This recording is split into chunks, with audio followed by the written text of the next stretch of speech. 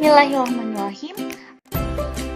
Kami dari kelompok 13 yang beranggotakan 2 orang, yaitu saya sendiri, Sylvia M, dan rekan saya, Salatul Latifah. Dosen pengampu pada mata kuliah ini ialah Bapak Zimil Afif, Eskom Mkom. Pada kesempatan kali ini, kami akan menjelaskan tentang antivirus. Apa itu antivirus? Virus komputer merupakan program komputer yang dapat menggandakan atau menyalin dirinya sendiri dan menyebar dengan cara menyisipkan salinan dirinya ke dalam program atau dokumen lain. Virus komputer dapat merusak, misalnya dengan merusak data pada dokumen, membuat pengguna komputer merasa terganggu maupun tidak menimbulkan efek sama sekali. Nah, jenis virus itu, virus komputer adalah sebuah istilah umum untuk menggambarkan segala jenis serangan terhadap komputer. Dikategorikan dari cara kerjanya, virus komputer dapat dikelompokkan ke dalam kategori sebagai berikut. Yang pertama, worm, yaitu menduplikasikan dirinya sendiri pada hard disk. Ini membuat sumber daya komputer atau hard disk menjadi penuh akan worm itu. Yang kedua, ada trojan, yaitu mengambil data pada komputer yang telah terinfeksi dan mengirimkannya pada pembuat trojan itu sendiri. Yang ketiga ada spyware, yaitu virus yang memantau komputer yang terinfeksi. Nah, yang keempat ada backdoor, yaitu hampir sama dengan trojan, namun backdoor biasanya menyerupai file yang baik-baik saja, misalnya game. Yang kelima ada rootkit, yaitu virus yang bekerja menyerupai kerja sistem komputer yang biasa saja. Yang keenam ada polymorphic virus, yaitu virus yang gemar berubah-ubah agar tidak dapat terdeteksi. Yang ketujuh ada virus root, yaitu program yang meniru program antivirus dan menampilkan aktivitas layaknya antivirus normal dan memberikan peringatan-peringatan palsu tentang adanya virus. Tujuannya ialah agar pengguna membeli dan mengaktifasi program antivirus palsu itu dan mendatangkan uang bagi pembuat virus root tersebut. Root juga dapat membuka celah keamanan dalam komputer guna mendatangkan virus lain. Yang keenam ada metamorphic, yaitu virus yang mengubah pengkodeannya sendiri agar lebih sulit dideteksi. Yang kesembilan ada virus ponsel, yaitu virus yang berjalan di telepon seluler dan dapat menimbulkan berbagai macam efek, mulai dari merusak telepon seluler, mencuri data-data di dalam telepon seluler, sampai membuat panggilan-panggilan diam-diam dan menghabiskan pulsa pengguna telepon seluler. Cara kerja virus yang pertama yaitu virus email bekerja sebagai lampiran dalam pesan email dan mampu mengirim sendiri secara otomatis ke puluhan orang dalam buku alamat email korban. Beberapa jenis email bahkan tidak memerlukan klik 2 kali. Yang kedua ada virus trojan. Cara kerja virus ini yaitu mampu melakukan satu hal yang mengganggu program tapi tidak merusak bila kita menjalankannya. Trojan tidak memiliki cara untuk meniru secara otomatis. Yang ketiga, virus file. Menginfeksi aplikasi atau file dokumen yang ada dalam komputer atau saat aplikasi yang terinfeksi tersebut dijalankan. Maka virus ini akan menyebar dengan cara menginfeksi semua file atau dokumen yang diakses oleh aplikasi tersebut. Yang keempat, ada virus soft hot, yaitu mampu menggandakan dirinya sebagai bom soft hot sesuai folder asli bawaan pada komputer dengan sangat cepat, kemudian menghidden atau menyembunyikan folder aslinya. Yang kelima ada virus boot sector. Menginfeksi boot sector hard disk. Boot sector merupakan sebuah daerah dalam hard disk yang pertama kali diakses saat komputer dihidupkan. Jika virus boot sector ini aktif, pengguna tidak akan bisa membooting komputernya secara normal. Yang keenam ada stealth virus. Virus ini mampu menyembunyikan dirinya dengan cara membuat sebuah file yang terinfeksi seolah-olah file tersebut tidak terinfeksi. Yang Yang ketujuh, ada virus makro, menginfeksi aplikasi Microsoft Office seperti Word dan Excel. Biasanya, dokumen yang terinfeksi oleh virus makro akan memodifikasi perintah yang ada di Microsoft Office sebagai perintah save untuk menyebarkan dirinya saat perintah tersebut dijalankan. Nah, bagaimana kriteria virus itu? Yang pertama, ada kemampuannya untuk mendapatkan informasi, kemampuannya untuk memeriksa suatu file, kemampuannya untuk menggandakan diri dan menularkan diri, ada kemampuannya untuk melakukan manipulasi, kemampuannya untuk menyembunyikan diri. Nah, efek negatif virus komputer ini ialah memperbanyak diri sendiri yang membuat sumber daya pada komputer seperti penggunaan memori menjadi berkurang secara signifikan. Hampir 95% virus komputer berbasis sistem operasi Windows. Sisanya menyerang Linux, GNU, Mac, BSD, OS2, dan Sun Operation System. Virus yang ganas akan merusak perangkat keras. Nah, bagaimana cara penanggulangan virus ini? Serangan virus dapat dicegah atau ditanggulangi dengan menggunakan antivirus.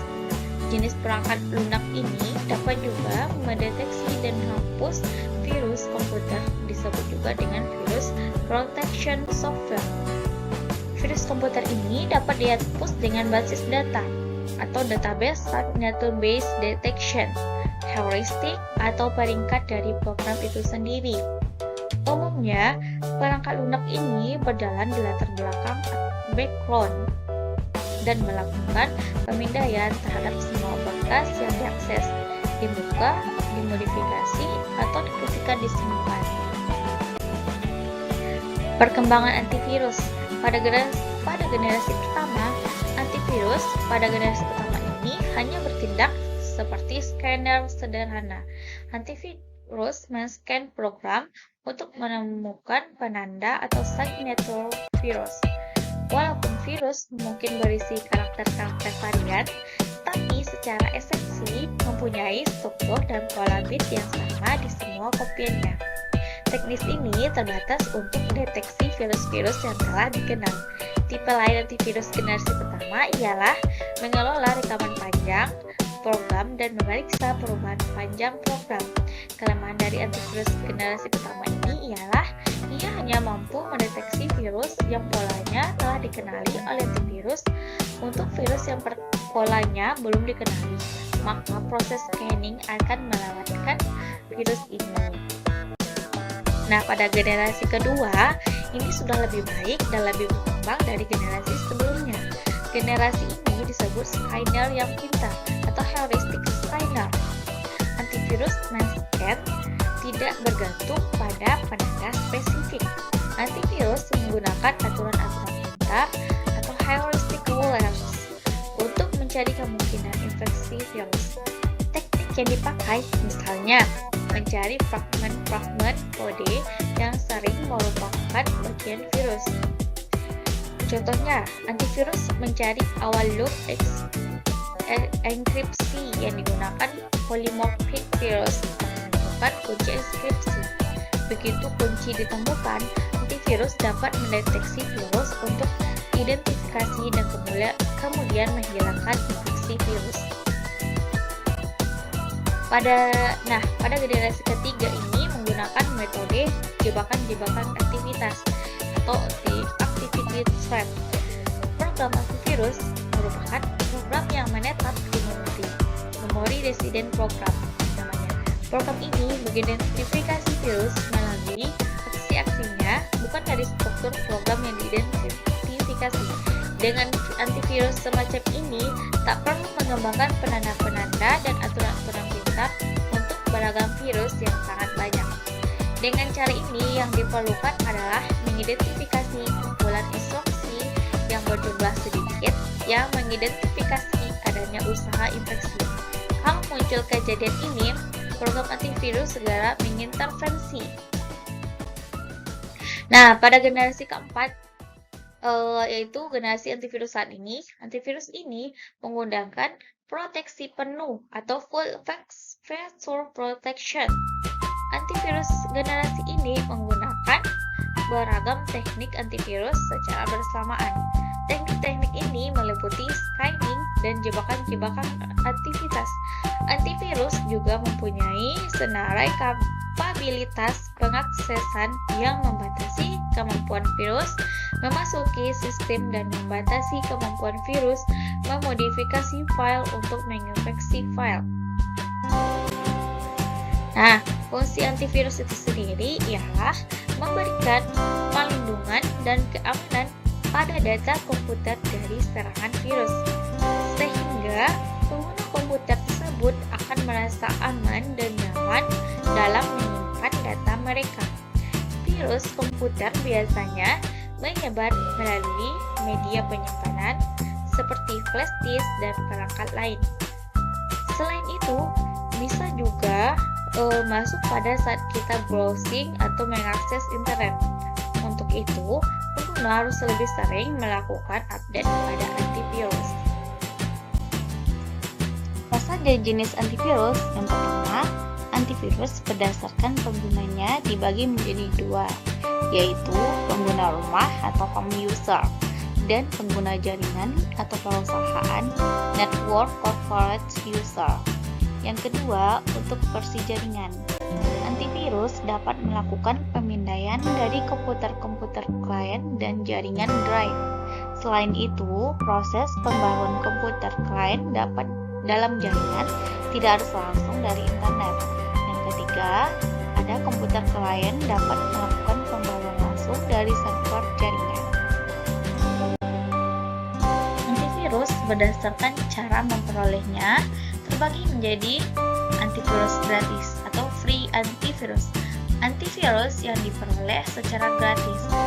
Antivirus trial antivirus. Antivirus yang diperoleh secara gratis namun diberi batasan waktu. Yang ketiga ada antivirus donasi. Antivirus yang diperoleh dengan harus mendonasi. Yang keempat ada antivirus berbayar atau paid antivirus. Antivirus yang diperoleh dengan cara membeli.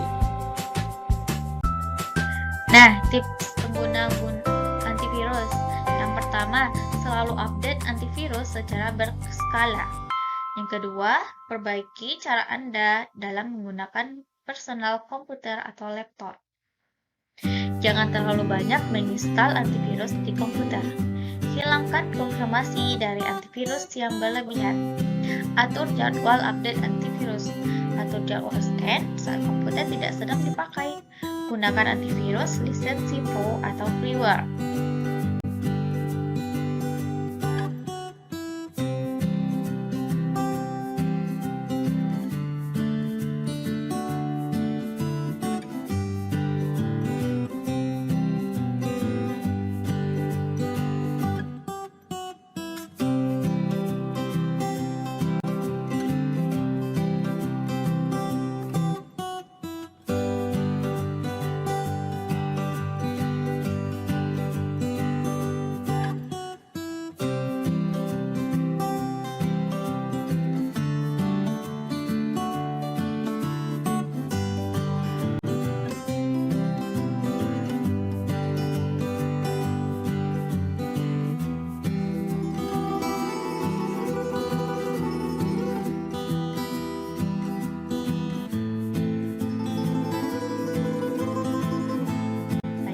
Sekianlah penampilan dari kelompok kami. Mohon maaf apabila ada kesalahan.